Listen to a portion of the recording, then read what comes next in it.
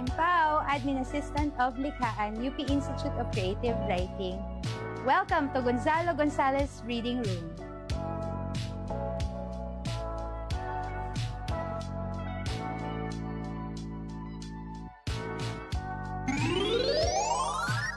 Ang Gonzalo Gonzalez Reading Room o GGRR ay isang repositoryo ng mga aklat na matatagpuan sa College of Arts and Letters Library sa loob ng CalNew Building.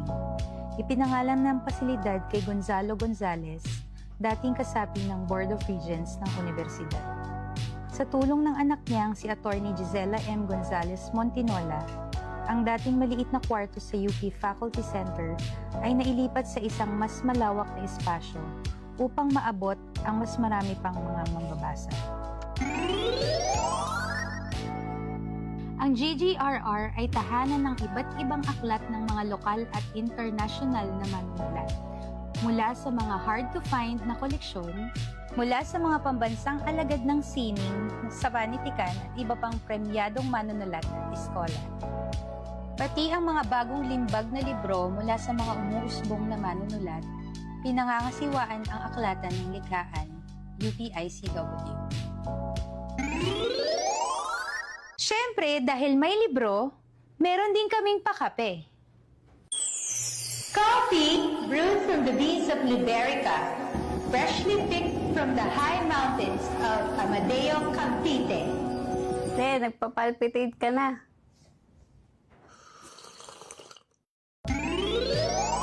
Kung ang estudyante ay galing na sa ibang aklatan at inirekomenda na dito magpunta, bibigyan sila ng book call slip na dadalhin sa GGRR.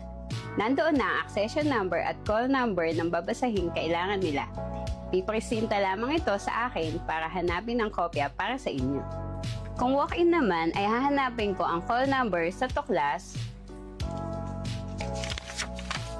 para i-verify kung nandito sa GGRR ang librong hinahanap nila.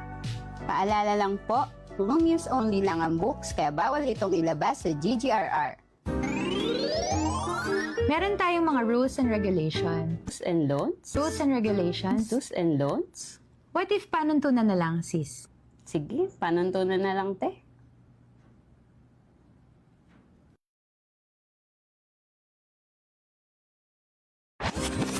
Para sa mga bibisita at magbabasa ng libro, meron kaming panuntunan.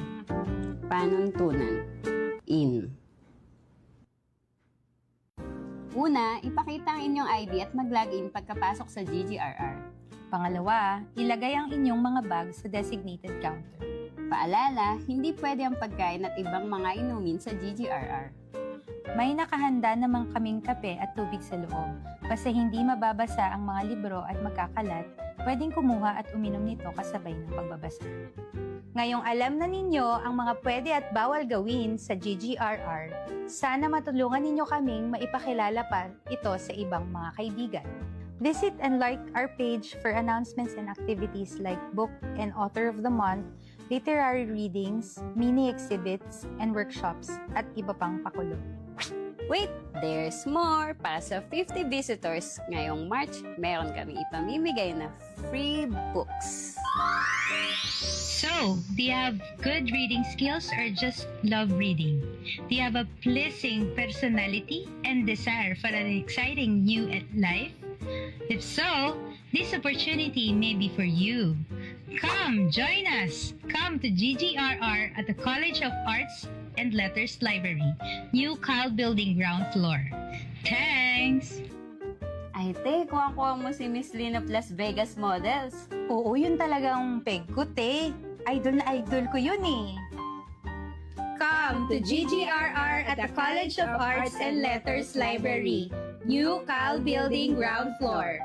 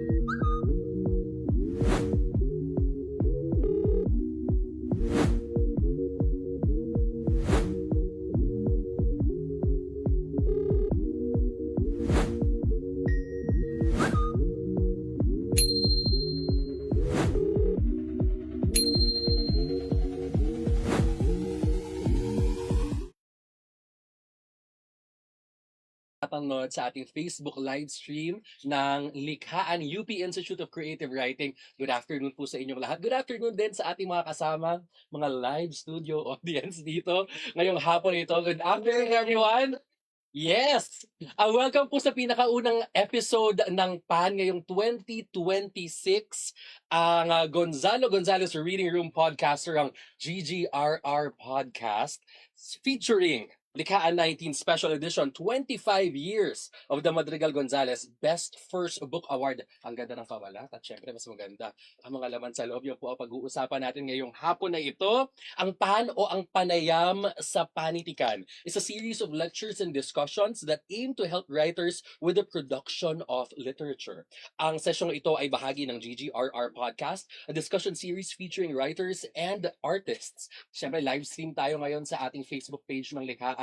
Kasama po kayo sa aming talakayan ngayong araw na ito. Feel free to comment, ask questions. Napaka-exciting po ng ating roster ng panelists, mga kausap natin ngayong araw na ito.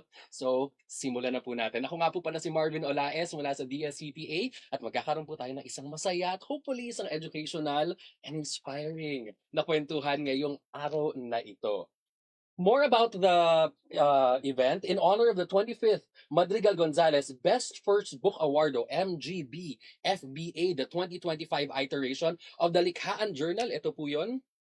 Special edition featured new unpublished works from the awards winners and finalists over the years. The Likhaan Journal also publishes its special editions which focus on special themes endorsed by the UP ICW members. Kaya naman sa diwang ito, ang ating talakayan ay pagkakataon upang pagduktungin ang pagdiriwang at ang pag-uusap. Isang espasyo para sa pagbabahagi ng akda, karanasan at pananaw sa patuloy na paghubog sa ating panitikan. Muli, maligayang pagdating sa PAN. At simulan na po natin ang ating diskusyon ngayong araw na ito. Pakilala po muna natin ang ating mga kasama ngayon. Ang unang special guest natin ay kilala rin ng mga kaibigan niya bilang Kap. Siya ang nagsulat ng Alipin Trilogy na sinisimulan ng Madrigal Gonzalez Best First Book Award 2021 winner na Wing of the Locust. Sinusundan ng Orphan Prize at nagtatapos sa Heirs to the Flame. Kalalabas lang ng kanyang solar punk middle grade novela na Wayang Alimagnum nitong 2025. Nakatira siya sa Bay, Laguna. At fresh from Laguna, tama po ba? Ngayong araw na ito. Kapiling ng mga asong nagmamahal sa kanya at mga pusang hindi. Mga kaibigan, Joel Donato Ching Jacob. Jacob. Jacob. Magandang hapon. Good afternoon. Magandang hapon. Sa iyo. Bumati ka muna sa ating mga... Ay, ang gulo na buko. Yun. Kasi nga nagbiyahe ako, so late ako ng mga 15 minutes. So, naka-helmet po tayo papunta dito. So, medyo nagugulat ako sa itsura ko. Ayun, magandang hapon. Tapos, first time ko dito. Matagal na bang tumatakbo to? So, very excited to get into a conversation with everyone. Yes. Nakailang episode na ang GGRR podcast. Naka-apat na tayo. Pang-apat na episode dito. At naka-archive ito. Pwede nyo i-search ang GGRR podcast sa YouTube at sa Facebook page. Kasi naka-live stream naman tayo nung mga panahon na yon. So, magaganda ang mga talakayan doon. Hanapin nyo na lang sa ating YouTube. Maraming salamat, Cupcake. Balik ka kita later pag question and answer na tayo. Kasama rin natin ngayong araw na ito, isinilang at lumaki sa Antipolo City. Siya ay may akda ng ilang bit-bit sa pagsagip sa sarili. Hinabing Salita Publishing House 2018 at ang nobelang Pandemonyo ng UP University of the Philippines Press ng 2025. Nailathala ang iba pa niyang may iksing akda sa UST University of Santo Tomas Publishing House, Liwayway, Annie Journal, Saliksik e-Journal at The Lock Raven Review ng Maryland, USA. Siya rin ay isang premyadong singer, songwriter, kompositor at eskultor. Nagtapos siya sa Universidad ng Pilipinas, Diliman, at kasalukuyang nagtuturo sa Universidad ng Rizal System. Mga kaibigan, Romel Fabros Bonus. Magandang hapon, Romel. Bumati ka muna sa ating mga tagapanood. Hello po, magandang tanghali po sa inyo. Dito na ako sa sikat na ako, joke. Parang dati pa naman yata. Bati po ako nun sa mga tropa ko sa Antipolo. Nandito na ako sa TV. Maraming salamat at magandang hapon sa iyo. Joining them, one of our special guests currently teaches with the Department of English and Comparative Literature at the University of the Philippines, Diliman. He holds a PhD from the University of Adelaide. His novel, Iniga, is forthcoming from Tilted Access Press and Coffee House Press in 2026. This year, malapit na. Yes, malapit na. Let's welcome Glenn Diaz. Glenn, magandang hapon sa iyo. Hello, hello. Hi. Hello po, magandang hapon. Magandang hapon, ayan. At susunod naman, hindi man natin siya makakasama ngayon, ngunit hindi man natin siya makakasama ngayon dito sa GGRR, dito sa CAL, ay makakasama naman natin siya sa online stream. He is a fictionist, essayist, and filmmaker. He has written more than 10 books and written and produced 2 films, and has won many awards for his writing. He is the current president of the Philippine Center of Pen International, Poets, Essayists, Novelists International. His novel Joy was published by Penguin Random House C in 2022. His upcoming novel Iro was selected as part of Books at Berlinale at the Berlin Film Festival in 2024. In the same year, he wrote and produced the film An Errand for the Cinemalaya Film Festival. It was selected as part of the International Film Festival Rotterdam in 2020. In 2025 naman, Song of the Fireflies, a film he also wrote and produced, had its international premiere at the Manila International Film Festival in Los Angeles. Please welcome Angelo R. Lacuesta na makakasama natin sa online stream. Bago tayo magsimula, again, inaanyayahan po namin ang lahat na makisama sa ating usapan ngayong hapon na ito. Feel free to comment ang inyong mga questions o kung ano mga komento ang gusto nyong ibahagi sa amin ngayong araw na ito. Makishare na rin ang ating live stream ngayong araw na ito para mas marami makasama sa ating kwentuhan ngayon. Simulan na po natin ang ating kwentuhan. Agad-agad, dadaretsoy ko na sa ating first question ngayong araw na ito. Ano ang naramdaman nyo nung nanalo kayo? Nung Madrigal Gonzalez Best First Book Award. What did you do? What did you feel when you first learned about it? At pakikwento na rin sa amin kung ano ba ang sitwasyon ng pagsusulat or ng publishing noong panahon na nanalo kayo ng Best First Book Award ninyo. Kaya makasimulan natin kay Romel. Ako nagulat ako noon kasi syempre, nung na-publish yung una kong libro, ano lang ako noon parang 20 years old lang ako noon, tapos parang wala namang nagbabasa, wala namang nakakakilala sa akin na tungkol sa pagsusulat ko. Pero naglakas loob lang akong magpa-publish nun kasi may nagsisimulang indie publishing house, yung kay Bayani, yung Hinabing Salita. So, siya mismo may nag-approach sa akin na baka meron ka manuscript na ready na i-publish. So, yun yung naglakas loob ako kahit na may mga nagsasabi na baka hindi ka pa ready maglibro nun. So, parang yung pagkakabalita ko na finalist ako, para siyang na-affirm yung yung kakulitan ko na maglabas ng libro sa ganong kaagang period ng pagsusulat ko. So, natuwa rin ako kahit pa dahil yun nga, parang confirmation siya. Marunong pala ako pagsulat kahit pa paano. Bakit hindi ka naniwala dun sa nagsabi sa'yo? Ano sabi sa'yo? Parang hindi mo pa... Hindi ka pa ready. Hindi ka pa ready. Ano yung sabihin ng hindi ka pa ready? At bakit hindi ka naniwala? At sino bang nagsasabi nun sa isang Si baguhang Ryan? Siya pala ang nagsabi nito. Hindi ko pa ready. Hindi ko alam kung anong context, pero siguro nasanay sila na na yung mga naglilibro talagang yung tinatawag na well-established na writer, yung mga ganong concept. Pero ako kasi makulit ako parang gagawa lang ako. Basta kung may makabasa, merong magkagusto, okay lang. Basta masaya ako sa ginawa ko. Kahit ngayon, hindi na ako ganong masaya nung binabasa ko siya. Kasi parang siguro, dahil, may edad na rin ako, nag-grow na rin ako kahit pa paano. Pero, yung yugto ng sarili ko na nando doon, masaya ako dun sa ginawa ko. Parang yun lagi yung prospect ko. Tama. Ang ganda naman, nung yugto ng sarili ko nung panahon na sinusulat ko yon, masaya ka doon sa naging product mo. At buti na lang hindi ka nakinig doon na mga nagsabi sa iyo na hindi ka pa handa o hindi mo pa oras. Kasi nakapag-publish ka na at meron ng mga nakabasa ng mga naisulat mo. Si Cupcake naman. So, nung panahon na yun, pandemic. So, I think naalala ko nung- nagbabago yung reading habits ng mga tao. Ah. So, umu-order sila online. So, napakalaking impact ng visibility, lalo na sa mga bagay na ganyan pagdating sa orders. Pero naalala ko nun, kasi admin ako sa UP Press ng panahon na yun. Mas nakikita ko yung sales ni Ronnie Baticolon. Tapos Si Doc. pang ano, Oo. parang kaming finalist. Tapos pang 7 niya ng reprint. Kada reprint niya sold out. Tapos sabi ko, naku, hindi ako mananalo dito. Tapos wala talaga ako So pagdating ng awarding, lasing na lasing lang ako. Sabi, hindi rin ako kailangan dito.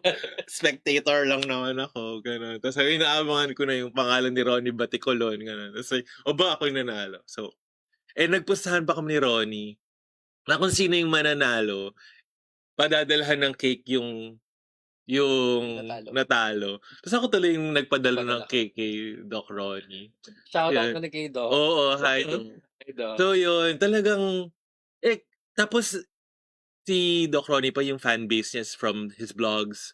So, malaki yung following niya. So, I feel, hindi naman ako dinumog ng fans niya or anything. Pero, pero I really appreciated na merong resonance, at least for the judges, yung mga tinatangka ng libro, despite na YA siya. Kasi, YA being less literary form, some people don't perceive YA as literary, as valid a form as other novels. Yun. Ang laki ng impact nun sa sales, at least. As in, visibility, tapos, nare-recognize ako in public and in internet spaces. So, yeah. Very surprising. Nabanggit mo nung panahon na ito ay pandemic. No, kamusta yung process ng pagpapublish ng mga panahon na yun? Sucks lang. Parang, natanggap naman siya sa Scholastic 2018. So, minalas lang na yung launch niya was during the pandemic. So, which is not malas in its own. Wala lang public events that you would, kasi syempre pinapangarap mo, una kong libro, sana may mga book launch, gano'n. So, pero wala. So, it was, so kailangan na platform talaga ng Madrigal Gonzalez Best First Book Award yung libro. Kasi unless you have yung mga other finalists na si Gideon Lasco tsaka si Ronnie Baticolon, and sobrang titans nila sa social media with medical anthropology and tsaka yung antig ng damdamin ng mga sanaysay ni Doc Ronnie. So, I feel nakabawi dun sa uphill battle of releasing a book during a pandemic, yung Madrigal Gonzalez Best First Book Award. Salamat sa pagbabahagi. Glenn? Nanalo yung libro ko nung 2019, no? So, palagi ko mahalaga yun dahil unang-una wala ako sa Pilipinas nung nanalo. So, I didn't get to participate in any of the events, no? Especially yung I was looking forward to parang the conversation sana. Parang ganun usually yung sa Madrigal, no? Parang may parang forum yata or among the finalists, no, para pag-usapan yung libro, etc., etc., no. So yeah, tapos 2 years after lumabas yung libro, so medyo I was already working on the second one, no. So ay parang kapareho ni Romel, may konting at parang mga writer kasi 'di ba pag yung unang libro ano talaga siya, no, I mean mahalaga siya or special siya, pero sometimes may unkind thoughts, no, about the first book, no, especially parang yun nga, parang lumaki ka na or nag-develop ka na as a writer. So may mga ganun akong ini-entertain, no? May mga hindi ako gusto na tungkol dun sa libro. Tapos yan, 2 years later, na nanalo pa ng award na medyo late na, because of the cycle. So parang ngayon, medyo nga siya, affirmation siya na parang simple siya or self-evident, no? Pero parang yung affirmation na ay, parang okay pa rin pala, no? Parang hindi pa siya masama. So ganun ko din siya tinignan na ano siya, for all its flaws, ano siya, record nga siya, no? Parang record siya nung ganito ka mag-isip, ganito ka magsulat, etc., no? At a very particular point in your life. Tapos, dahil wala ako sa Pilipinas, mahalaga din siyang parang paalala na this is the community, no? Context na in which you write, no? So parang mahalaga din siyang, tapos yung mga kasabay ko noon na ibang finalist, mga kaibigan ko din, no? Ngayon maging colleagues ko na ngayon sa DECL. So mahalaga din siyang pag-isipan na sa ganung banda, no? Na ay parang kahit na solitary yung pagsusulat, sabay-sabay tayo nagsusulat. Tapos ito yung mga nilalabas natin ng panahon ngayon. Salamat. Balikan natin yung nabanggit mo tungkol doon sa unkind thoughts. Kasi parang nabanggit ni Romel kanina yon. Normal ba yon? Pinagdadaanan ba na lahat ng mga manunulat ng iyon? Paano natin siya lalabanan? If at all, kailangan bang labanan ng mga ganitong mga thoughts tungkol sa ating mga gawa? Pakiramdam ko necessary siya, no? Or parang symptom siya na at least hindi naman nag-evolve o nag-improve, no? Pero at least umuusad ka, no? Or nagbabago yung mga paningin mo tungkol sa mga bagay. Yung tingin mo ganito yung magandang prose dati, ngayon iba na yung tingin mong magandang prose, mga ganun mga technical na aspekto, no? But at the same time, feeling ko kailangan din siyang baka bubble to, no? Kailangan mo din siyang bakahin, no? Na ganun talaga, no? Parang what is perfection, what is anong ibig sabihin ng mga ganung bagay, no? Parang subjective naman yung art making. So therefore kasama lahat ng mga pagdududa, mga skepticism, parang kasama siya sa lahat ng pamumuhay, no, bilang writer. Yeah, so kasama talaga siya sa buong proseso. Oo. And maybe an important part of so. the process Yeah. na kaya mong isipan ng ganon ang sarili mong gawa, na hindi ka masyadong in love sa lahat ng mga gawa mo. That's a good way of putting it. Hindi, kasi yung panganay mo, tinuruan ka rin naman niya magsulat eh. Tama. Yung hinusay ng ikalawang mong libro ay dahil sa mga natutuhan mo mula dun sa una mong libro. Yeah. Nice. Romel, may gusto ka na dagdag? Kaya siguro parang baka hindi, minsan kasi 'di ba kailangan mong, sabi nila yung ibang mga writer, meron yung parang merong susulat ka tapos papahinugin mo. Parang ganun yung term. So sulat ka muna tapos iwanan mo siya ng mga ilang buwan, ilang taon, tapos tsaka mo balikan, tsaka mo ma-realize paano mo siya i-revise. Pero kung palagay ko may tendency na pag sobrang tagal ng pagpapahinog, baka Bulok ayaw na. bulok na, mabubulok. Para ayaw mo na siya ilabas kasi masyado ka nang malayo eh. Yeah, malayo ka naman. Lalo na sa case ko nung yung una kong libro ay creative nonfiction. So mas nandun yung persona mo mismo bilang writer sa sinusulat mo. So hindi ko alam kung paano siya na-apply ba sa novel or sa Marami akong kilalang mga artist na ayaw na nilang balikan yung mga dati nila. Kaya sobrang nag-cringe sila. As in, hindi nila babasahin, hindi nila papanoorin yung mga sarili nila. Ano sa palagay nyo? Anong ginagawa ninyo? Yung Facebook memory ko today ay yung kauna-unahan kong tula na lumabas sa liwayway. Tapos talagang sinara ko gagad kasi na-cringe talaga siya. Maliban pa sa pag-ibig. May typo dun sa dulo. Talagang hindi ko siya kaya tignan. Sara kagad. Like, close the window. Come alive. Actually, may ganun din pala. Oo. May ganun din. O, parang nararanasan naman ito ng marami. Paano nulatan? May typo ba sa libro mo? The first one, sobrang daming type. I mean, sorry Ateneo Press, pero maraming typo doon. I mean, Ako, Ilo, page 155 may typo. Tapos di ko siya kaya tignan. Oo, pati yung page. Tapos sinasabi ko na lang sa mga tao. Like, sa page 155 may typo doon. Like, madali siya mahanap. may chance pa bang ipabago yun sa Penguin? Wala, no. I mean, kasi naglabas na sila ng second printing. Tapos, kailangan bagong edition kasi magra-wrap yung text. Mababago lahat. Sabihin, malaking Isang buong salita yung nawawala. Okay. Well, anyway, at least nararamdaman naman pala yung cringe na yan ng marami sa ating mga artista at mga manunulat. So, kung ikaw nagusulat ka at parang hindi mo kayang balikan ang mga gawa mo dati or nag-cringe ka din sa mga Facebook memories mo, naku, Diyos ko.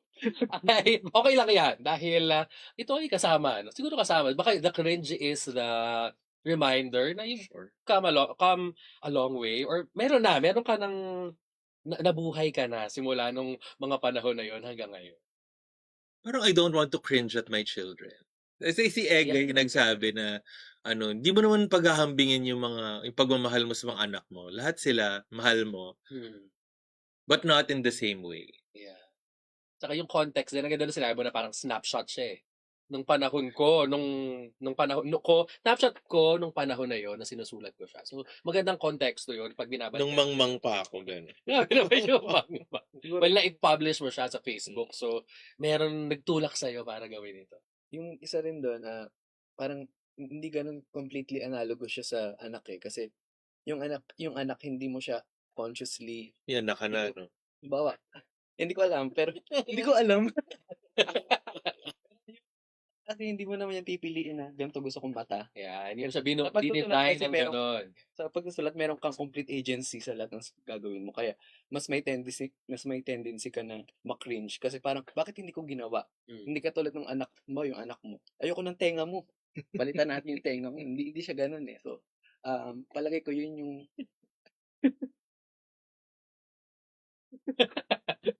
At salamat sa mga bahagi. At least alam namin na kahit mga award-winning na mga writers ay may ganun pa rin mga pakiramdam, unkind thoughts, or nagkikringe sa kanilang mga nagawa noon. Kahit na ang librong ito ay na-awardan pa. So Mm. baka normal or kasama siya sa proseso ng lahat ng ito. Bago tayo magpatuloy sa ating susunod na tanong, pakinggan natin ang sagot ni Sir Angelo. Sir Angelo? When I won the very first Madrigal Gonzalez Best First Book Award, obviously it was a big surprise to me. Tinext pa ako noon ni Jing na parang I had won it. I had never heard of the award. At the same time, also, hindi rin ako part talaga ng writing community. I had a lot of friends there, good friends there, but hindi ako part ng parang, I didn't know what the writing community was about. So I went there sa Makati pa yun. It was in a restaurant, I remember, and I was very surprised that there was an award, and I was also very surprised that I had won it. I mean, it was a big thing for us. No? It was my first book, obviously, and then parang ang isip ko yung first book yun, parang that was already a victory for me. Coming out of the first book after so much effort, so much struggle also, and also a lot of insecurities along the way. So it helped me to relieve, a lot of those feelings inside me. Same time, it was obviously very, I was flattered. And I was really flattered. I was really also struck by how unique the award is. The best first book. It's really it's engineered for encouragement, I should say. So at the time, the publishing industry was quite small, and it was really just, I think, a couple of presses na academic presses were really doing the work. There were a few more medium to large commercial presses, but you can imagine how difficult it was for a writer to get noticed and to get published, not let alone to get published. You had to really work your way through. And at the time, not anymore now, thankfully, you had to win a number of awards para mapansin ka ng publisher, at basahin ka. But I have to say that the publishers and editors at the time, like now, really good readers. So they're really complete readers. So it was really a lot of encouragement for me. I felt that I was noticed. At the same time, I felt like what a great award, the best first book award. You can only win it once in your life, and then you won't have a chance again. Maraming salamat, Sarge, sa pagbabahagi ng iyong karanasan. Ang ganda nung sinabi ni Sarge na it is engineered for encouragement. For the context pala, para sa kaalaman ng lahat, si Sarge ay ang pinakaunang nanalo ng Madrigal Gonzalez Best First Book Award. Tama ba? Anong taon ito? 2001. 2000, 25 years eh. So, 2000, mga 2000. Tsaka sinabi niya, tinext siya eh. So, wala pang chat, tinext talaga si Sarge. So, 2020, 2000, pinakaunang nanalo ng Madrigal Gonzalez Best First Book Award. Sabi niya, ang award na ito ay engineered for encouragement. Kanina sa pag-uusap natin, marami nakabanggit na parang may affirmation na parang okay ba talaga to, or may mga nagsasabi na hindi ka pa ready, pero nabigyan ka ng ganitong award, ng ganitong pagkilala. Kayo ba, would you say it encouraged you to, I don't know, write more? Or paano kayo, kung ito ay engineered for encouragement, paano kayo na-encourage? At siguro jumping to the next question na rin ay, ano na bago ng award na ito ang buhay ninyo? Bilang manunulat or bilang ikaw? Simulan naman natin ngayon kay Cupcake. I think during the awarding ceremony, sinasabi naman nila yung the prize money is really allocated so that you can afford some free time so that you can write your second book. And that's true. I'm a binge writer. So, kanina nakikinig ako sa podcast na nandun si Egay. Sabi niya, you have to allocate a little bit of your time every day kasi you can't wait for the special time to write your book. Ako hindi ako ganun. Pag ako, I take time away, tapos I write 60,000 words in 3 weeks. Wow. Kasi all of my books are binge written na I outline them throughout the year. Tapos, I become reclusive, as in walang ligo, walang ihi, ganun. So talagang beer lang at saka kape. As in, beer at kape. Tapos, kaya ko mag 60,000 words. Tapos magdadagdagan yun later on. In one sitting. Isang upuan yun. Tapos, mabaho na ako, ganun. Baka kailangan ko na magpa-doktor. Tapos, I remember, my second book, I wrote in La Union kasi I paid for 3 weeks of Flotsam and Jetsam. Tapos, yung nagpa-party mga kids sa baba, ako nagsusulat ako nobela. Ganun. So, ayun, the prize money literally paid for the second book to manifest. Nice. Bukod sa pagsusulat, how did it, meron bang mga pagbabago after the award? Nare-recognize ako ng mga tao sa Grindr. So, Hala ko, sa bookstore or ay, nangyari mo sa sa bookstore? UP. Medyo common naman yun sa bookstore. Like, dito sa DECL, kasi tinuturo siya ni Dr. Yanilia Aquino sa class. Tapos naglalakad ako sa may Calwa naman. Tapos may lumapit sa aking babae. Sabi niya, "Sir, kayo po si Sir Joel Jacob." I go, "Yes. You're my favorite author." Tapos nag-freak out ako, I walked away. Nag-walk out ako. Kasi parang hindi ko alam paano mag-respond. Salamat sa at least ngayon alam na rin natin na ang mga nasa Grindr ay well-read and very cultured. Last minute nakikilala nila Yung pag award-winning author. just send pic. Tapos pag send mo ng pic, ikaw yung author. Oh, Wow. no. So, is that a good thing or a bad thing? Na celebrity status ka sa Grindr. It's not gonna happen anymore. Wala nang mangyayari sa atin. It's when No. coffee date over No. I've met a few of them, yeah. Okay, thank you. Thank you for sharing. Also, yung naging process mo for your second book. Thank you. Itatanong ko na rin yun sa mga iba nating kasama ngayon later. Pero yun po muna. Ako ang Madrigal Gonzalez Book Award ay engineered for encouragement. Paano kayo na-encourage pagkatapos yung manalo ng award na iyon? At how did your life change after the award, Glenn? Ayun, parang ganun din. Meron din yatang grinder moments. Pero hindi ko na i-share. Patunayan na natin na ang mga tao sa Grindr ay nagbabasa sila. Very good. Especially in this radius. Dito sa race vicinity. to. Parang mahalagang konteksto na kung writer ka sa Pilipinas, parang mahirap talagang magsulat, no? Parang talaga in conflict na sa pamumuhay yung pagsusulat or any like artistic pursuit, no? So, halimbawa, yung mga award, parang mabibilang mo sa kamay yung mga award na binibigay sa mga writer, Palangka, the usual na National Book Award, etc. Tapos, halimbawa, yung Free Press na meron dati na wala pa ngayon. So, I mean, yung in a very material sense, no, mahalaga talaga yung 50,000. Although, pero nababanggit nga na, Maliit na siya. adjusted for inflation, baka dapat nga,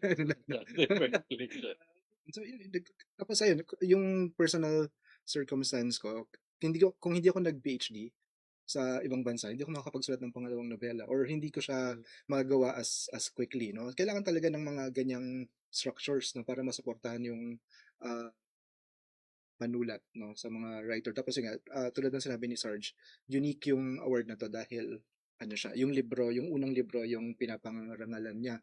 Kaya ano, yun nga, parang ano talaga siya. Uh, an extra push, no, both material, in terms of ano, emotional, psychological, et cetera, et cetera. Mm. Kung di ako nagkakamali, ito lang ang ganitong klase ng award. First book. Tama ba? Ito lang ang first book award. Sa Pilipinas? Sa buong mundo? Hindi naman. Sa Pilipinas. Sa Pilipinas. Sa Pilipinas. Ito lang award of its kind na nagbibigay para sa unang mga libro. Salamat sa iyo pagbabahagi. Romel. Yung dun sa Engineered for Encouragement, yun yung unang totoo doon. Pero palagay ko yung on the flip side of the coin, other side mo, may bit-bit din siyang pressure. Pressure. Pressure ka in a way na pagka susulat ka na ngayon ng libro na pangalawa mo, parang meron kang laging subconscious na iniisip mo. Kailangan mas matapatan mo yung sinulat mo yun. O, mas mahigitan mo yung ginawa mo para may ganun kang dala-dala. At the same time sa akin, yung dalawang bahagi na yun ng coin na sinasabi ko, para siyang dala-dala ko hanggang ngayon. Kasi na-publish na muna yung libro ko bago ako mag-take ng malikayang pagsulat dito sa UP. So, parang kahit yung, halimbawa yung si Sir June, yung isa kong prof sa MP na klase, pagka nagpapabasa ako tapos, kasi ang goal ng mga prof usually towards thesis yung parang mindset mo pagka susulat ka towards thesis, tapos yung thesis na yon towards publication ng panibagong libro. Tapos parang merong medyo pressure na sinasabi na pagka halimbawa hindi nila nagustuhan yung sinulat mo, sasabihin nila na para ka magda-downgrade yan dun sa sinulat mong una, parang may ganun na bagay na. Tapos at the same time, nag-set din siya sa akin ng parang persona na dahil marami akong ginagawa, parang nauuna na writer muna ako. Kasi nagpe-perform din ako ng mga sinusulat kong kanta, halimbawa. Minsan, kahit na gusto kong ako sa pagkakataon na to, songwriter ako, perform ako sa pagkakataon na to, pero parang mas nag-set siya ng perception na writer ka. So, ganon. So, isang bagay yun. Pero, yun ang pinakaunang magandang bagay doon. In-encourage ka niya na pwede ka pang magsulat kasi meron ng eventually may babasa na kasi yun nga, yung grinder effect. May brand. The grinder effect. The grinder effect of the Madrigal Gonzalez first book award. So, isulat na natin ito. I think it needs research. It needs a study. Hihingan to ng grant ng ICW kasi lagana pala ang ganitong karanasan. Ang ganda nung sinabi mo tungkol sa yung parang may responsibility din. Kasi pag na-awardan ka nga ng first book award, may assumption na may second. Kasi baka susunod pa doon. So bukod sa encouragement, meron din konting push. Na pag-usayan pa o at least tapatan ng iyong isinulat. Sinimulan ni Cupcake kanina pero quick question lang siguro. Paano niyo nasulat yung mga unang libro niya? Kinuwento ni Cupcake kanina na binge writer siya, na meron siyang certain process, na yung pangalawang libro niya ay nasa La Union na ipanganap. Kayo, ano yung, specifically for the first book na nanalo, ano yung naging proseso nyo? Ano yung kung meron kayong mga ritual or meron ba kayong mga sinusunod na mga bagay para labas ng mga ganung karaming words? Glenn? Yung sa akin medyo matagal, parang 2012 to 2016 or something, mga 5-6 years na yung the first book. Pero ganoon din, parang may ang naalala ko noon, medyo may konting hubris bilang writer na kailangan kong pagtuunan ng pansin to. So, ang una kong hakbang na ginawa ay nag-freelance na trabaho para may control ako sa panahon, etc. etc. Tapos, yun. Saka yung kasi, parang dahil nasa MA creative writing program ako noon, yung training mo ay sa short story. No? So, parang short story yung nilalabas mo every like class or every sem. No? Tapos, wala. At some point, na-realize ko na parang nasa isang mundo, yung mga bagay. Tapos may paraan para ipag-connect yung mga bagay. Tapos parang maganda rin pakinggan na nobela yung unang libro as opposed to, I mean, obviously that's unfounded. No? That's silly, no? Ayun, so parang kung nasulat na yung mga bagay within the first 4 or 5 years, parang ano na, parang architectural na yung huling taon na paano mo sila pagtatagni-tagniin, paano mo kikinisan yung manuscript. Like, pero in terms of like rituals, medyo ano din, sobrang bare minimum. I mean, kailangan ko lang ng upuan at laptop.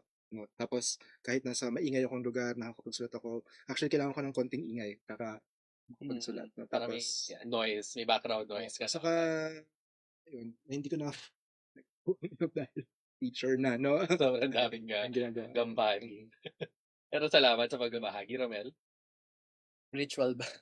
Paano Paano mo nasulat? Kasi yung book na yun ay compilation ng mga creative non-fiction na yung iba experimental. So, iba-ibang period ko siya nasulat. So, yung iba mga na-publish sa mga magazine, tapos dinagdagan ko, kinompile ko. Pero yung ritual din, wala rin akong ganun eh. Pagka meron akong gustong gawin, regardless ng form, minsan talagang hindi ka papatulugin nun eh. Yung urge na kailangan mo masulat. Minsan meron kang pupuntahan tapos papauwiin ka nung urge mo na isulat yun. Ganun ako, lalo na nung panahon na yun na nagsisimulang magsulat at hindi ko alam na magiging libro siya. Basta nagsulat lang ako, tapos nakita ko na medyo marami na rin pala ako nasulat. Yun, kinompile. Tapos naging libro siya.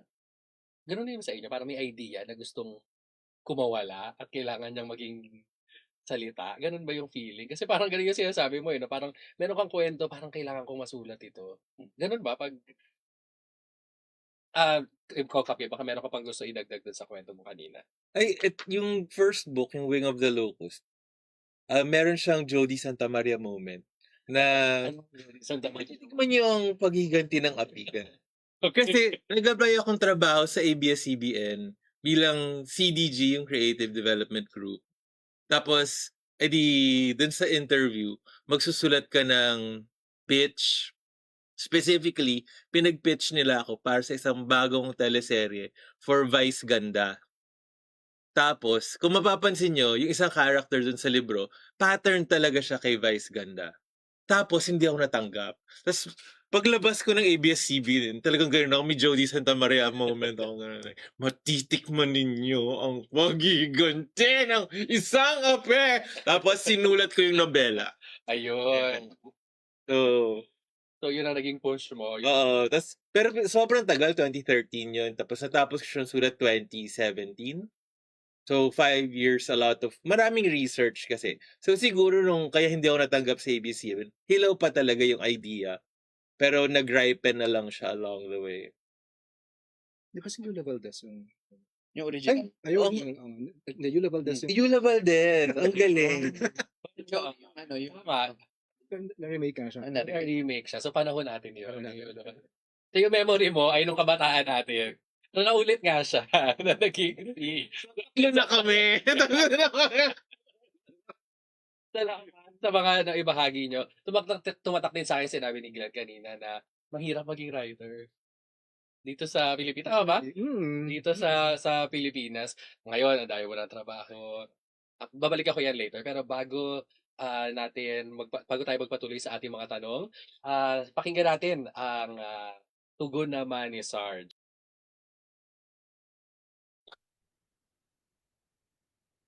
I don't know if it changed my view of my writing life. I remember being kind of naive and like a purity snob then at the time. I didn't feel like going to awards.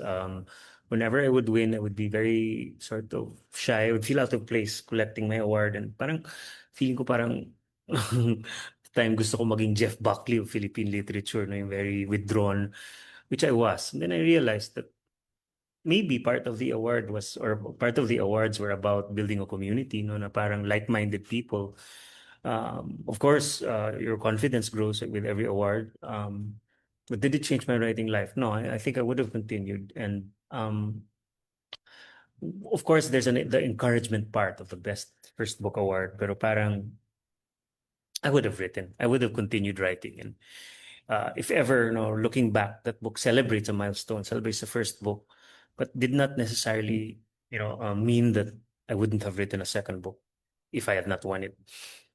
No, it's just a great thing that gives you a lot of encouragement. Thinking maybe the second book would have been not so good, or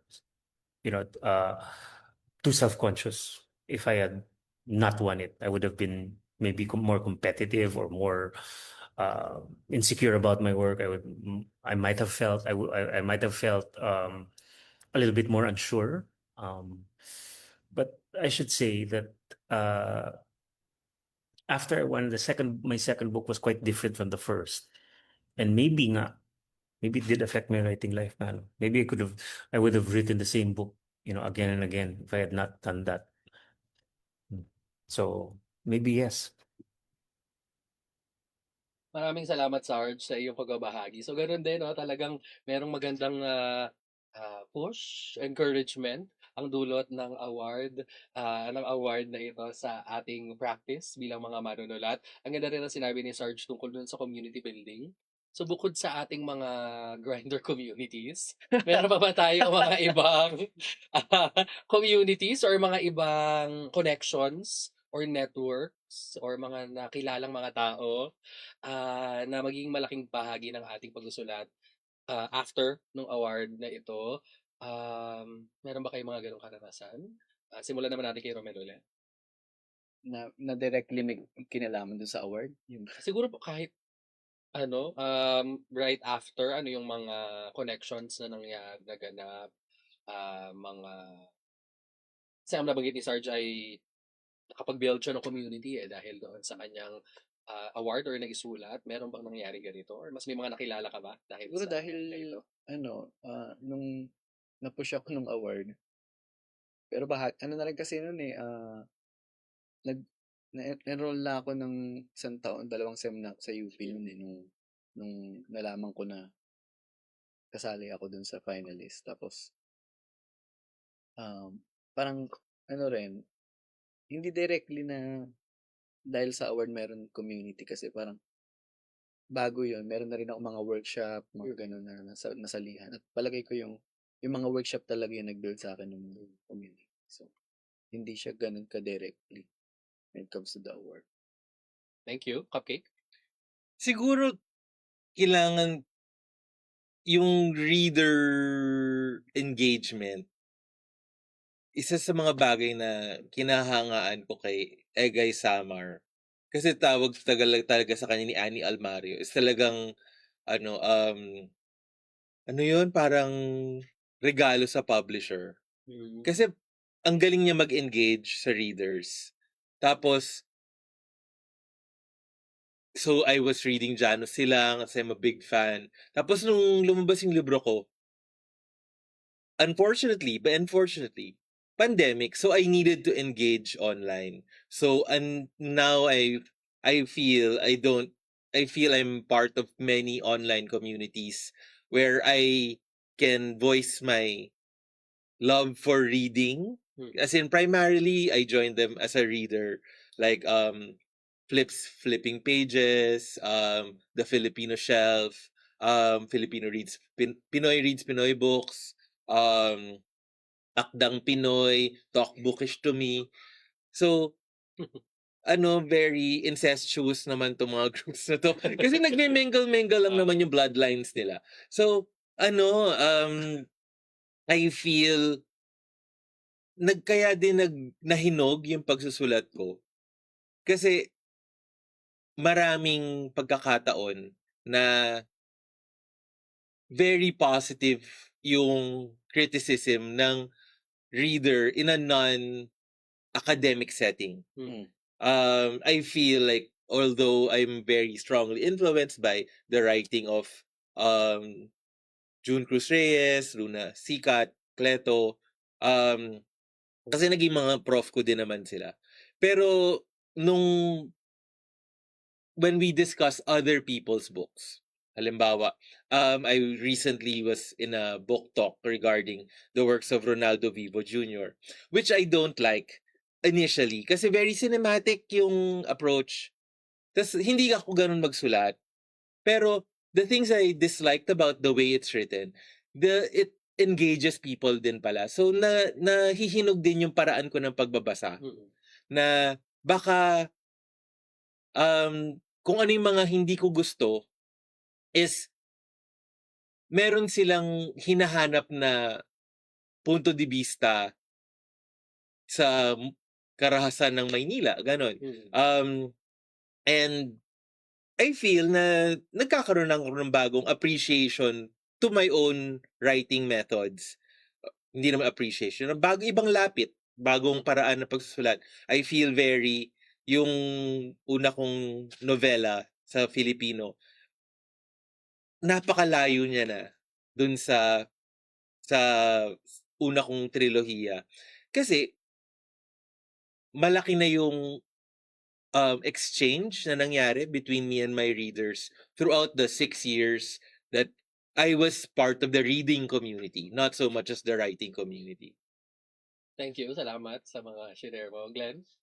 Yun, tulad ng mga nabanggit, no, yung malaking ecosystem ng parang literary community sa Pilipinas, maliit nga siya, no, parang yung magkakilala yung mga tao, etc. Yung mga kabatch ko sa Madrigal, yung isa nakilala kabatch ko sa Siliman, yung isa kabatch ko sa isang workshop, magiging colleagues, etc. So, yun nga, kasama siya dun sa ganung sirkulasyon ng mga tao. Actually, iniisip kong would be interesting ay kung hindi na siya divided via language, yung award, no? Kasi familiar ako dun sa work ng mga ibang kasama ko. Tapos, yun nga, parang alam ko, the award parang gives us a good sense of what, like, generationally, ano yung pinag-iisipan ng mga writer, no, sa mga panahon to. Ay, di ba, mga English writer, sometimes, or often, may tendency na magbasa lang ng mga English works, no? At parang feeling ko rare yung mga katulad ni Cupcake na na bilingual yung reading habits, no? Tapos obviously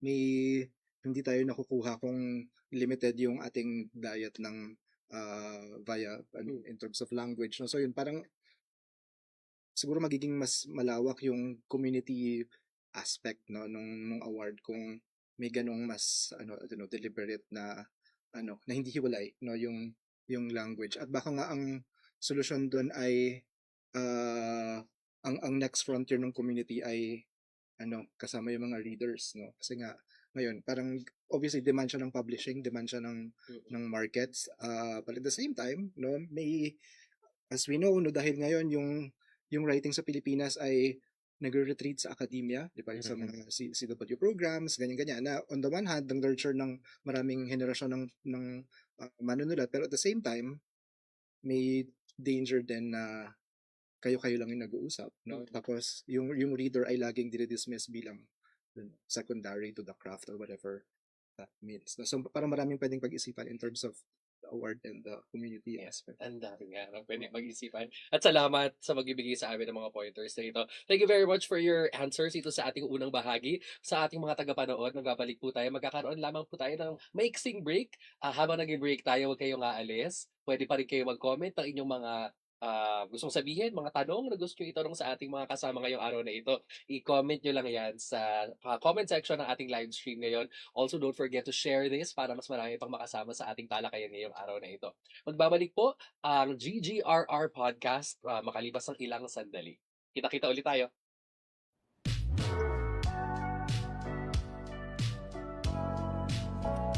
Hi, I'm Pao, Admin Assistant of Likhaan, UP Institute of Creative Writing. Welcome to Gonzalo Gonzalez Reading Room.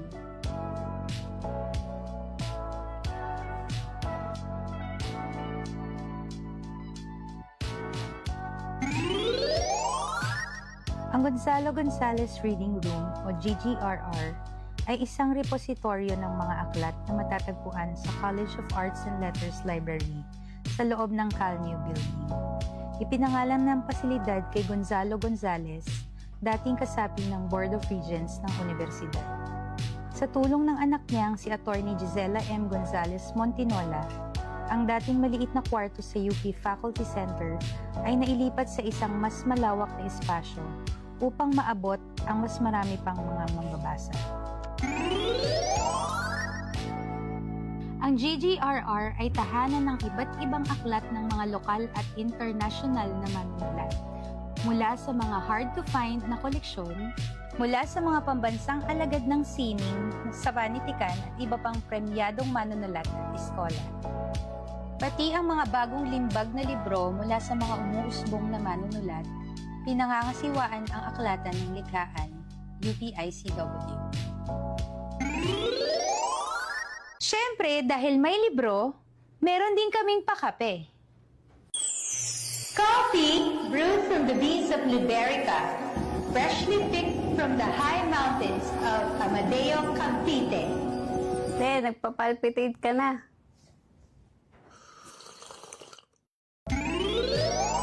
Kung ang estudyante ay galing na sa ibang aklatan at inirekomenda na dito magpunta, bibigyan sila ng book call slip na dadalhin sa GGRR. Nandoon na ang accession number at call number ng babasahin kailangan nila.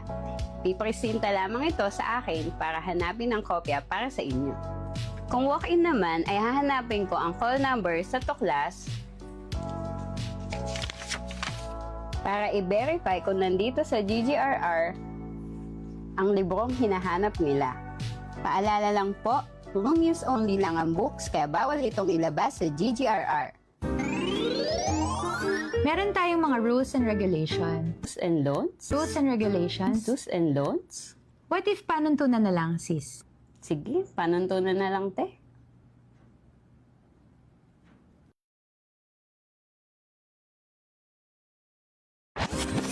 Para sa mga bibisita at magbabasa ng libro, meron kaming panuntunan. Panuntunan. In. Una, ipakita ang inyong ID at mag-login pagkapasok sa GGRR. Pangalawa, ilagay ang inyong mga bag sa designated counter. Paalala, hindi pwede ang pagkain at ibang mga inumin sa GGRR. May nakahanda naman kaming kape at tubig sa loob.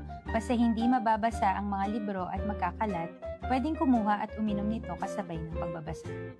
Ngayong alam na ninyo ang mga pwede at bawal gawin sa GGRR, sana matulungan ninyo kaming maipakilala pa ito sa ibang mga kaibigan. Visit and like our page for announcements and activities like Book and Author of the Month, literary readings, mini exhibits, and workshops, at iba pang pakulo. Wait, there's more! Para sa 50 visitors ngayong March, meron kami ipamimigay na free books. So, do you have good reading skills or just love reading? Do you have a pleasing personality and desire for an exciting new life? If so, this opportunity may be for you. Come, join us! Come to GGRR at the College of Arts and Letters Library, New Cal Building ground floor. Thanks! Ay, te, kuha-kuha mo si Miss Lynn of Las Vegas Models. Oo, yun talagang peg ko, te. Idol na idol ko yun eh.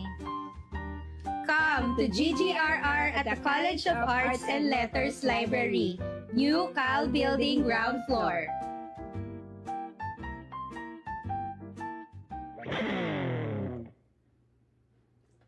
Yeah!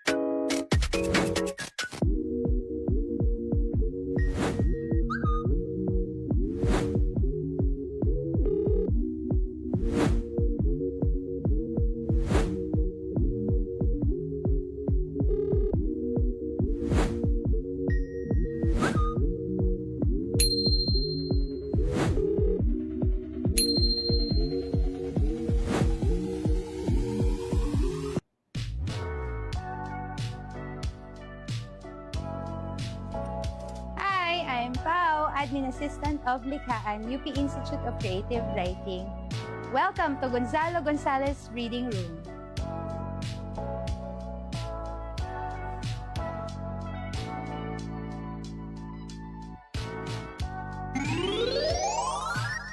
Ang Gonzalo Gonzalez Reading Room o GGRR ay isang repositoryo ng mga aklat na matatagpuan sa College of Arts and Letters Library sa loob ng Cal New Building.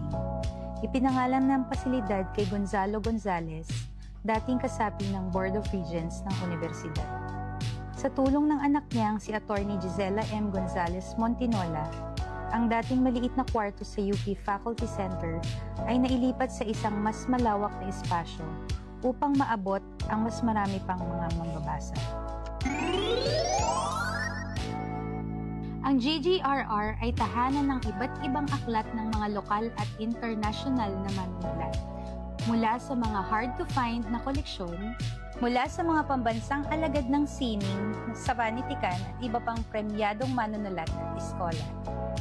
Pati ang mga bagong limbag na libro mula sa mga umuusbong na manunulat, pinangangasiwaan ang aklatan ng likhaan, UPICW. Siyempre, dahil may libro, meron din kaming pakape. Coffee brewed from the beans of Liberica, freshly picked from the high mountains of Amadeo Cavite. Nagpapalpitate ka na.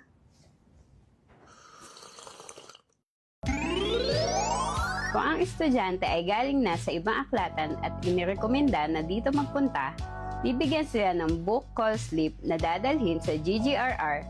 Nandoon na ang accession number at call number ng babasahing kailangan nila. Pipresinta lamang ito sa akin para hanapin ang kopya para sa inyo. Kung walk-in naman ay hahanapin ko ang call number sa tuklas para i-verify kung nandito sa GGRR ang librong hinahanap nila. Paalala lang po, room use only lang ang books kaya bawal itong ilabas sa GGRR. Meron tayong mga rules and regulations. Do's and don'ts? Rules and regulations? Do's and don'ts? What if panuntunan na lang, sis? Sige, panuntunan na lang, te.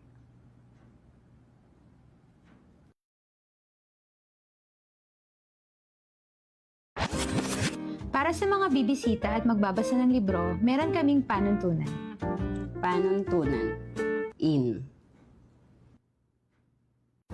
Una, ipakita ang inyong ID at mag-login pagkapasok sa GGRR. Pangalawa, ilagay ang inyong mga bag sa designated counter. Paalala, hindi pwede ang pagkain at ibang mga inumin sa GGRR. May nakahanda namang kaming kape at tubig sa loob. Basta hindi mababasa ang mga libro at magkakalat, pwedeng kumuha at uminom nito kasabay ng pagbabasa. Ngayong alam na ninyo ang mga pwede at bawal gawin sa GGRR, sana matulungan ninyo kaming maipakilala pa ito sa ibang mga kaibigan.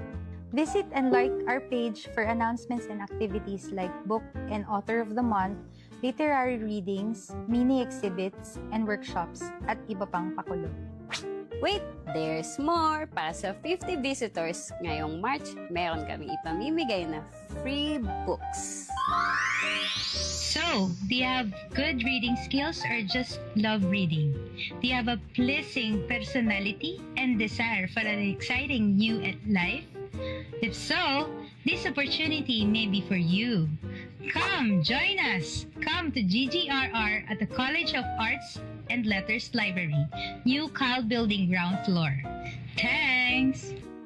Ay, te, kuha-kuha mo si Miss Lina Las Vegas Models. Oo, yun talagang peg ko, te. Idol na idol ko yun eh. Come to GGRR at the College of Arts and Letters Library, New Cal Building ground floor.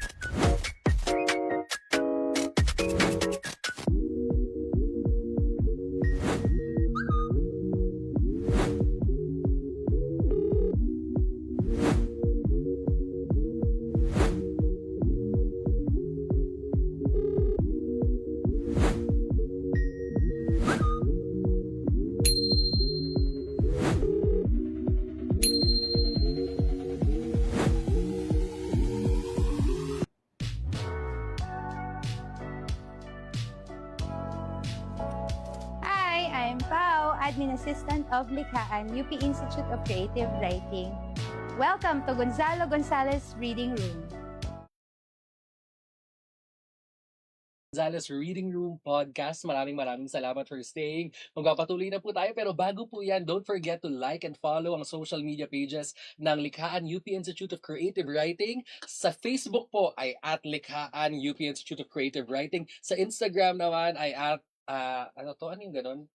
@likhaan.upd.icw. Sa TikTok naman po ay @panitikanph. At syempre sa official website ng Likhaan, panitikanph.com, kung saan pwede nyo mabasa ang ilan sa mga piling akda, mga journal, including the Likhaan 19th Special Edition, 25 Years of the Madrigal Gonzalez Best First Book Award. So nandito nandoon yon sa ating page. Wow, so mababasa nyo ito doon sa ating website, panitikanph.com. Kasama pa rin po natin ang ating mga first book, best first book winners. Palakpakan naman, palakpakan ng ating live studio, my friends. Ngayon naman po pag-usapan natin ang inyong mga libro naman. So isa title ng inyong libro at tungkol ito sa Story dito. Ay, yun. Yun. Title ng work niyo, Doc. Romel? Akin ang title, Arkeolohiya ng Tahanan yun. Naging huli kong title dun sa essay ko na sinulat ko nung pandemic. So, yun din yung panahon na Madrigal Gonzalez. Kasi magka-batch kami ni Cap. Sila yung sa English, tapos kami sa Filipino. Kabatch ko nun. Pinabanggit niya rin si Vivo, si Eman Barameda, Rank si si Rantiman. Matu. Tapos, yun din yung panahon na sinusulat ko yung essay na yun. Nung pandemic kasi, medyo active pa sa social media si Sir Willie Pascual. Yung isa rin sa nag-mentor sa akin sa pagsusulat ng essays. Tapos sinabihan niya ako na, meron ka bang sinusulat ngayon kung anong ginagawa mo ngayon kung wala kang sinusulat? Sabi ko, merong naka-bimbin na construction ng bahay namin. So, titibagin. Tapos, for the first time, magkakaroon ng renovation yung bahay namin na tinirhan namin for 20 years na. So, mula bata ako, doon ako namulat sa lugar na yun. Titibagin namin. Sabi niya, yun, magandang isulat mo yun. At kalagitnaan pa ng pandemic. Tapos, so, yun yung panahon din na kailangan naming tibagin yung una naming structure. Tapos, maghukay. Tapos, doon ko na-realize na pwede nga pala siya talagang sulatan. So, habang ang ginawa ko noon, iba dun sa sinulat ko dun sa Ilang Bitbit kasi yung Ilang Bitbit mas memoir siya eh. Mas nagre-recall ako. Yun, ang ginawa ko habang nagtitibag, habang naguhukay, habang nagtatayo, isinusulat ko yung yugto-yugto. So kasabay. At sa panahon din na yun ay may mga namamatay ng mga kapamilya. Yung tiyuhin ko, yung aking tiyahin. Tapos kailangan naming, dahil may namamatay, kailangan naming hinto. Kailangan naming punta sa probinsya ng mama ko sa Tarlac. So, para makipaglamay at makipaglibing. So, yung panahon na yun, na habang ini-experience ko, isinusulat ko rin siya. So, kaya, yun yung aking process na nandyan yun sa, sa volume na yan ng Likhaan. Parang naging metaphor yun. Or, bakit na tayo na metaphor? Pero parang yun naging gabay sa pagsusulat. Gaano yun kahirap or gaano kadali yung pagkukwento dahil may kasabay siyang nangyayari or gaano kahirap or gaano kadali ba siya? Madali siya in a way na para siyang, kasi yung idea ko rin ng Ilang Bitbit sa pagsagip ay yung idea ng pagsusulat bilang pagsasagip. So, parang dala-dala ko pa rin yung philosophy na yun na pagka nakakaramdam ako kasi syempre, hands-on kaming mga magkakapatid sa construction. So, yun yung, yung gawain namin ng pandemic na yun. So, yung stress nung pag-renovate ay dala-dala ko hanggang hapon. So, yung pagka may mga pagkakataon ako pasingit-singit, isinusulat ko siya. So, pahinga ko siya, yung pagsusulat. At the same time, para siyang naging therapy ko nung may mga nawawala, nung may mga namamatay. So, kaya parang meta rin yung sa nandiyan sa book na yan. Parang meron literal na mga phrase doon na sinusulat ko to habang nasa bulol ako ng tito ko o mga ganun. So, Yun. Ayun na, was about to ask tungkol doon sa therapeutic, ano nga niya, function niya, no? Ang ganda ng sinabi mo na ang pag-usulat ay pagasagin. Tama ba? Ang pag-usulat ay pagasagin. Salamat, Romel. Punta naman tayo kay Cupcake. Yung story ko dito, YA pa din. Seth Binangonan yung title. Kasi may pretense ako na mountaineer ako. Pretense. So, isa sa mga madalas naming akitin ay yung ano pangalan nung sa Talim Island na bundok? Nagkonan yun sa Oo. kalimutan ko. So, kaya, kasi tas hobby ko, pag nagko-commute, magtatanong ako sa mga tao kung bakit yung etymology ng mga lugar. So, ba't Talim Island? Tas yung Talim Island nag-appear siya sa mga, sa isa ko mong, dun sa libro. Pero dito, tungkol siya sa Binangonan, sabi nung piloto ng barko, mula Binangonan papuntang Talim Island, galing daw siya sa panahon na may lumubog na barko sa lawa ng Laguna. Tapos inahon siya ni Mama Mary of all people. Si Mama Mary yung nag-ahon nung lumubog na barko. Tapos yung kung saan siya binangon ni Mama Mary, doon tinayo yung Binangonan. Anyway, so inadapt ko siya into a YA coming of age story na sa halip na Mariang Binangonan, ginawa ko siyang Joseng Binangonan bilang Joseph. Tapos ang totoong kwento lang niya is how parents can have misguided ways of loving their queer children. So yung tatay ni Seth overly protective sa kanya kasi babading-bading siya. Tapos the more the father tried to protect the child, hindi lalaking anak ko, ganun. Mas lalo lang niyang nababother yung queerness nadi-disturb yung queerness ng anak niya. Hanggang sa i-reject ni Mariang Binangonan yung bida. Hindi ka naman special. So nagpalunod si Seth dun sa lawa, tapos inahon siya ni Maria, tapos hindi ka special. Sometimes that's what queer kids want to hear. Hindi ka special. So being queer does not exclude you from the population na yung identity mo that you feel isolated is really just natural. So wag niyo na basahin kasi kinuwento ko na, di ba? Buo yung kwento, di ba? No point. Pero very, very interesting. So kung kay Romel ay ang pagsusulat ay pag-asalba, ano naman ang nadulot sa'yo ng pagsusulat na ito at that specific moment in your life?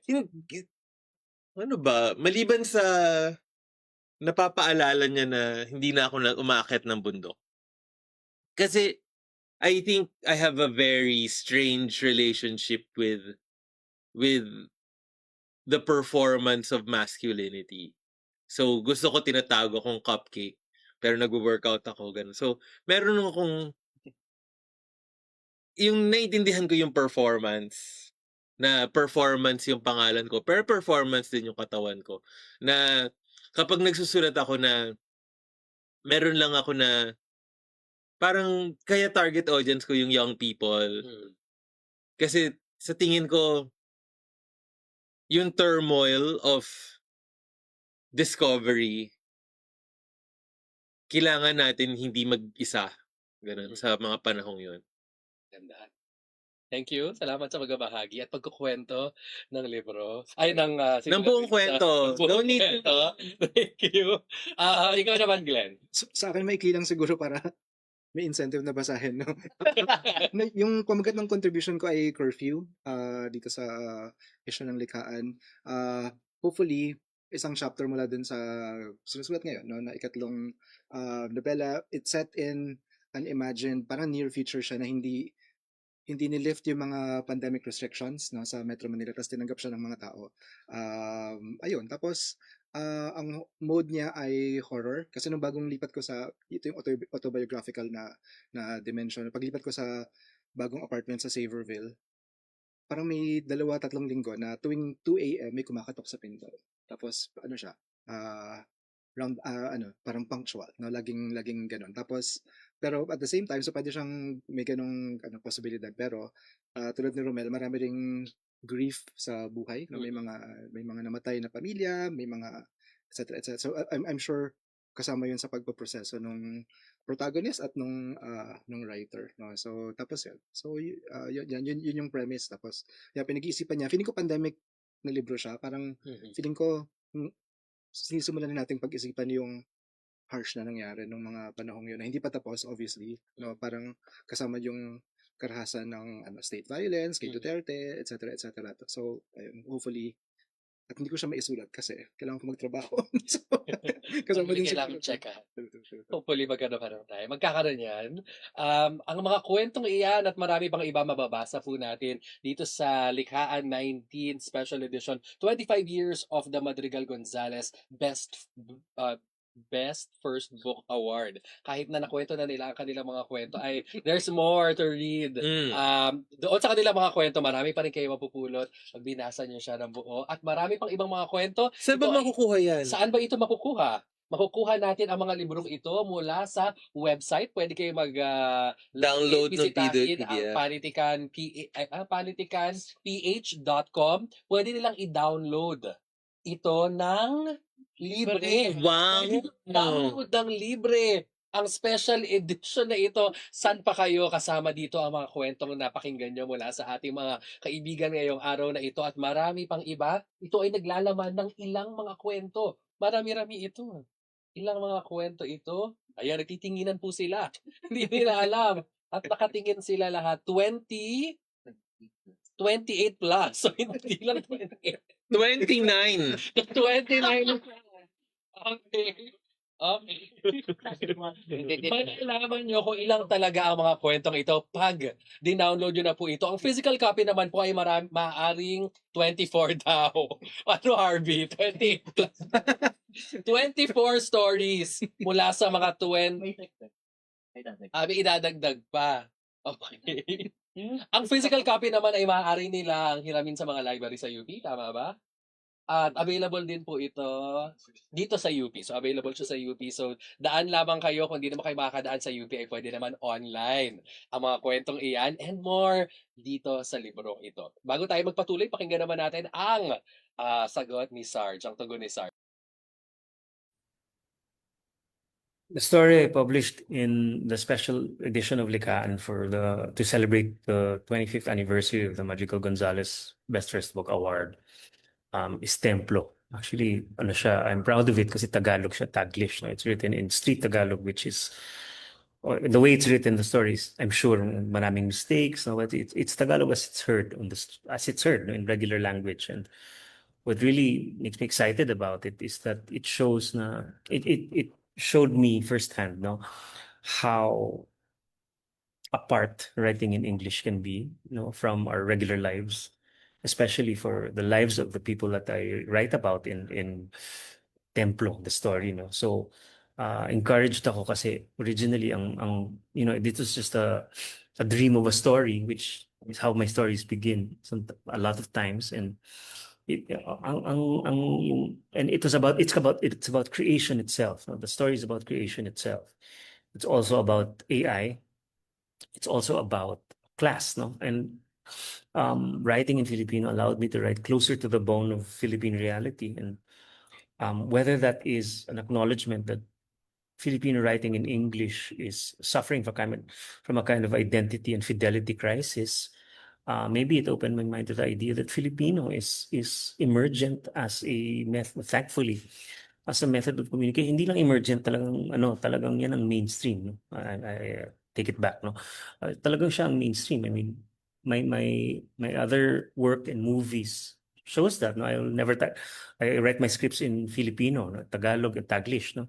So, but at the end of it, no, maybe ang ano ko really is in a very bilingual culture where English, it has reduced itself, to its circles of corporations and class, and the micro and the class, and within that the micro classes that even reduce Englishes to different execution, or to different ways of speaking or even thinking, then being bilingual, attempting to be bilingual, in these times, coming from a middle class, middle-aged writer, is something that carries a very specific and, to me, very important point of view. No, it's not only parang there's a lot of course, politics. It's rich with politics. It's rich with class anxieties. No, it's also rich with feudalism. No? It's rich with all these all the good stuff that enters our literature. No? But what I also realized that being bilingual is part of it. Is for a writer, I'm lucky to be able to sort of move between English and Tagalog, not so easily, but I'm learning. I keep learning with everything I do. No? Learning back, because my first ever published story was in Filipino. Pati poem na first ever published was in Filipino. So it's really something special for me, and I'm really happy that it found its way into this journal. Kasi I really feel that the Best First Book Award is my most important award. Whether or not it encouraged me to write differently or more, it's important because I felt seen. That's probably it. And if awards make writers feel seen, then they'll have done their work. Maraming salamat sa iyo, Tugon, Sarge. Ang kwento ni Sarge, ni Romel, ni Cupcake, at ni Glenn, mababasa ninyo dito kasama ng iba pang mga kwento mula sa mga iba pang mga manunulat. Makukuha nyo dito sa Likhaan 19 special edition. Special edition, 25 years of the Madrigal Gonzalez Best First Book Award. Makukuha online at sa mga libraries dito sa UP. Libraries and org ay pwedeng mag-request ng physical copies at basahin dito sa Gonzalo Gonzalez Reading Room. So kung interesado kayo sa mga kwentong narinig nyo ngayon, sa mga patikim ng ating mga kasama ngayon, pwede nyong basahin ito dito sa GGRR. Pumunta lang kayo dito at mag-request. Tama po ba yun? Ayun, maraming salamat po. At bago tayo mag-end ng ating discussion ngayon, siguro very quickly may nanonood sa atin ngayon na gustong magsulat or merong mga kwento sa utak nila na katulad na kinakwento ni Romel kanina na parang kailangan ko umuwi at isulat ito. Ano ang papayo, maisasuggest, maibibilin, or maikukwento sa kanila para isulat na nila yung unang libro na yan? Glenn. Magbasa. Yun lang. Very very simple, but also parang very important. Kaya may sa Twitter may ganyang diskusyon kung pwede ka bang magsulat ng nobela kung hindi ka nagbabasa ng nobela, kasi nga marami ng media, maraming sources and influences na pwedeng pagkunan. Pero yun, kasi sa akin, sa karanasan ko sa pagsusulat, sa pagbabasa, doon mo natutuklasan yung mga bagong paraan ng pagsasabi, ng mga bagay. Pamilyar yung mga karanasan, yung mga kaisipan, etc. Pero yun nga, parang iterative, paulit-ulit siyang proseso ng pwede palang gawin to. Pwede palang ganitong point of view, pwede palang ganitong prose, syntax, etc. etc. No? So, tapos, ayun, nurture your inner life, I suppose, no? Yung parang ganun, yung may karahasan, lalo na sa lipunang Pilipino, no? May violence talaga yung pang-araw-araw sa yung mga spectacular na karahasan, no? So, kailangan, I think, no, kasi pag ninila yung pagsusulat, no, so baka kailangan ng ganong espasyo sa sarili na maprotektahan sa mga karahasan na to. Thank you very much. Salamat sa pagbabahagi. Cupcake. Siguro very luma ng advice. Ang responsibilidad lang ng draft ay mag-exist. So, hindi niya kailangang maging maganda, hindi niya kailangang maging perfect. So, sabi nga ni Sir Mike, natatapos lang ang pagiging draft ni Sir Mike Corosa, na natatapos lang ang pagiging draft pag na-publish na. No, kahit magre-revise ka so many times, hindi ka masasatisfy dyan hanggang sa pilitan ka na lang ng publisher mo. So, I feel a lot of younger people, lalo na sa Gen Alpha, and then the younger Gen Z, meron silang sense of urgency na contradictory to their own production of art. Kasi feeling nila, nasa end stage capitalism na tayo, kailangan ko maglabas ng libro kasi any na lang ko-collapse ng society. Tapos, it's a very genuine concern for them. And tama naman. Pero ang nangyayari, lalo silang di nakakapag-produce. Kasi meron silang objective of perfection agad. So, yun. Tapusin mo muna, ang responsibilidad mo lang sa sarili mo ngayon is to come out with a draft. And papandayin na lang yan along the way. May ipanganak muna ang draft. Oo, mapainak Grabe, muna ipanganak yung muna. draft. Thank you. Romel. Ako, pareho kasi yung, yung naisip ko nung sinabi ni Cupcake. Kaya dadagdagan ko na lang yun. So, isulat yung draft, tapos maghanap ng tao na honest sa'yo. Hindi yung bubulahin ka. Yun. Yun yung karugtong nun. Kasi, di ba, parang i-switch off mo muna yung editor in you pagka magsusulat ka ng draft. Tapos pag nasulat mo na yung draft, pwede mong iwan ng konti, balikan mo, tapos pwede mong i-revise ng konti pag ready na. Tapos, mahalaga yung, kung gusto mo talaga siyang, sinulat mo siya para i-consume ng ibang tao bilang isang produkto, siguro dapat willing ka rin na ipabasa ito sa mga tao na magiging tapat doon sa paano niya tinitignan yung trabaho mo. Hindi yung pwedeng dahil mahal ka ng tao na yun, sasabihin lang na maganda na siya. So, mas maganda yung tapat yung magbabasa sa'yo.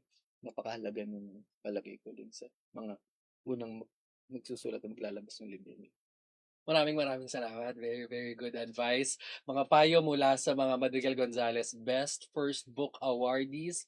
Tandaan rin nyo yan. Magsusulat na yan. Bago tayo magpatuloy, shout out muna kay La Miguel Toralba, Rona Adiel de la Peña, Isa Navarro at kay Lance Dairit. Maraming salamat sa pagsama sa amin ngayong hapon na ito. And to end our program, saan namin kayo makikita, mapapanood, mababasa, any upcoming projects or mga gusto nyong i-announce? Sino sa atin? Ikaw yung nagtatanghal. Basta kami bagong libro ka, Gobo.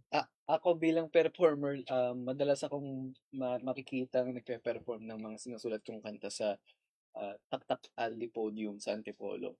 Tapos nagpe-perform din ako sa ibang mga cafes and bars, pero usually doon ako regular na tumutugtog pag weekends. At the same time, meron din akong bagong labas na libro, yung Pandemonyo na nilabas under the Philippine Writer Series ng Likhaan Institute of Creative Writing. Salamat sa Likhaan sa pag-cater ng pangalawa kong libro. Umabot ng 7 taon bago ako naglakas loob na masundan yung aking unang libro. So yun yung produkto noon, yung Pandemonyo na pinablish ng UP Press under the Likhaan. So mabibili na yon sa University of the Philippines Press. Pwedeng may online sila.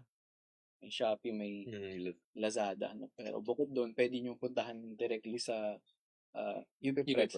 So, yun. Salamat, Romel. Cupcake? So, siguro yung pinakamalapit na mangyayari ay sa this end of the month, speaker ako sa isang event sa Makati, sa Ministry Lounge, about chemsex. So, uso-uso ngayon sa mga kabataan ng poppers. Tapos, paano ba natin ina-navigate yung mga safer sex practices kapag tayo'y merong mind-altering chemicals, ganun. Sa mga ganung bagay. Tapos madalas din ako mag-conduct ng mag-facilitate ng events for HIV and AIDS support house, for community-based HIV screening and motivational counseling. So kung gusto niyo mag-volunteer, merong volunteer options dun sa Facebook page ng Hash.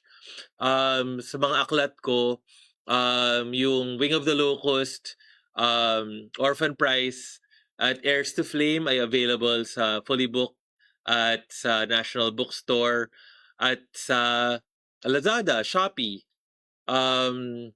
Yung Sawayang Alimagnum naman through Adarna House, available sa Adarna House Store, pati na rin sa National Bookstore at wala yata sa Fully Book. Sa National Bookstore, Lazada and Shopee.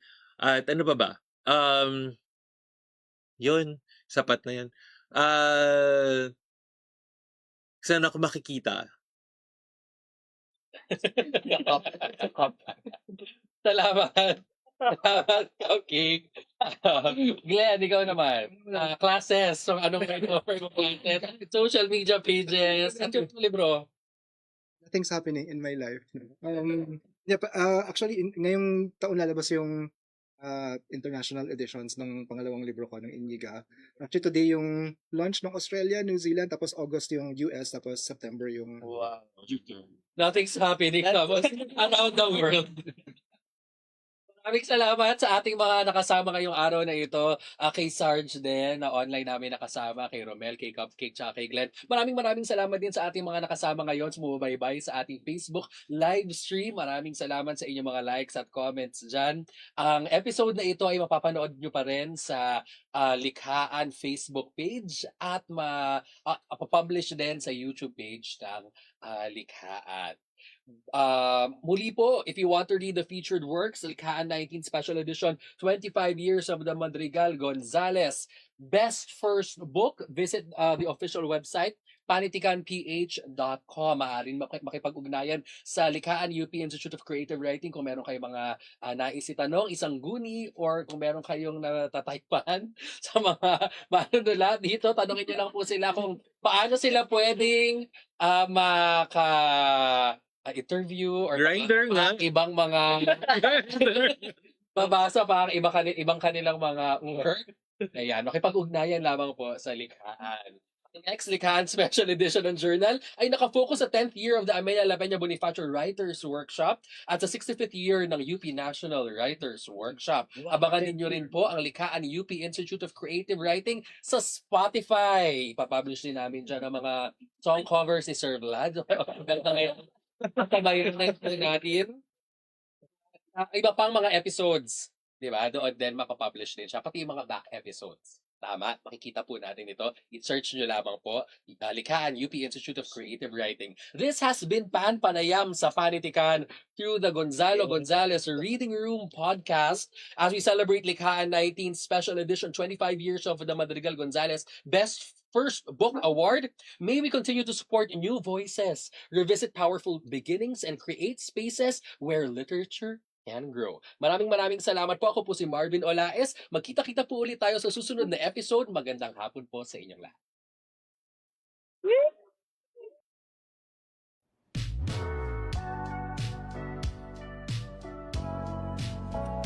Hi, I'm Pao, Admin Assistant of Likhaan, UP Institute of Creative Writing. Welcome to Gonzalo Gonzales Reading Room.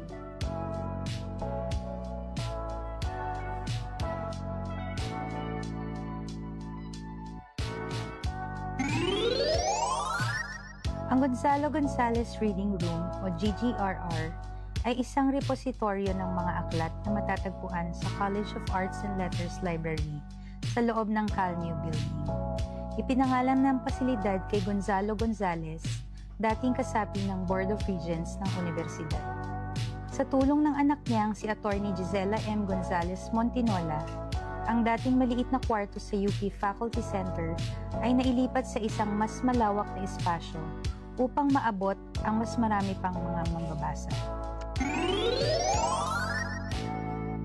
Ang GGRR ay tahanan ng iba't ibang aklat ng mga lokal at international na manunulat. Mula sa mga hard-to-find na koleksyon, mula sa mga pambansang alagad ng sining sa panitikan at iba pang premyadong manunulat at eskola. Pati ang mga bagong limbag na libro mula sa mga umuusbong na manunulat, pinangangasiwaan ang aklatan ng Likhaan, UPICW. Siyempre, dahil may libro, meron din kaming pakape. Coffee brewed from the beans of Liberica, freshly picked from the high mountains of Amadeo, Cavite. Te, nagpapalpitate ka na.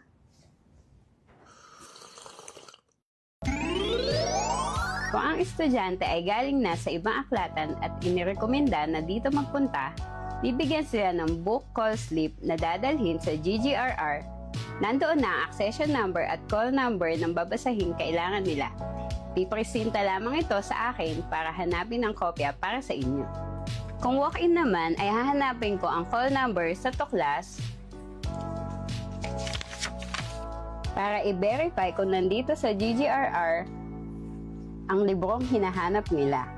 Paalala lang po, room use only lang ang books kaya bawal itong ilabas sa GGRR. Meron tayong mga rules and regulations. Do's and don'ts? Rules and regulations? Do's and don'ts? What if panuntunan na lang, sis? Sige, panuntunan na lang, te.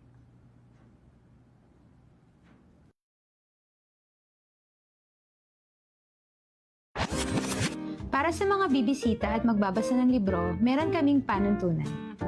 Panuntunan. In. Una, ipakita ang inyong ID at mag-login pagkapasok sa GGRR. Pangalawa, ilagay ang inyong mga bag sa designated counter. Paalala, hindi pwede ang pagkain at ibang mga inumin sa GGRR. May nakahanda naman kaming kape at tubig sa loob. Basta hindi mababasa ang mga libro at magkakalat, pwedeng kumuha at uminom nito kasabay ng pagbabasa. Ngayong alam na ninyo ang mga pwede at bawal gawin sa GGRR, sana matulungan ninyo kaming maipakilala pa ito sa ibang mga kaibigan. Visit and like our page for announcements and activities like Book and Author of the Month, literary readings, mini exhibits, and workshops, at iba pang pakulo. Wait, there's more! Para sa 50 visitors ngayong March, meron kami ipamimigay na free books. So, do you have good reading skills or just love reading? Do you have a pleasing personality and desire for an exciting new life? If so, this opportunity may be for you. Come, join us! Come to GGRR at the College of Arts and Letters Library, New Kyle Building ground floor. Thanks! Ay, te, kuha-kuha mo si Miss Lynn of Las Vegas Models. Oo, yun talagang peg ko, te. Idol na idol ko yun eh. Come to GGRR at the College of Arts and Letters Library, New Kyle Building ground floor.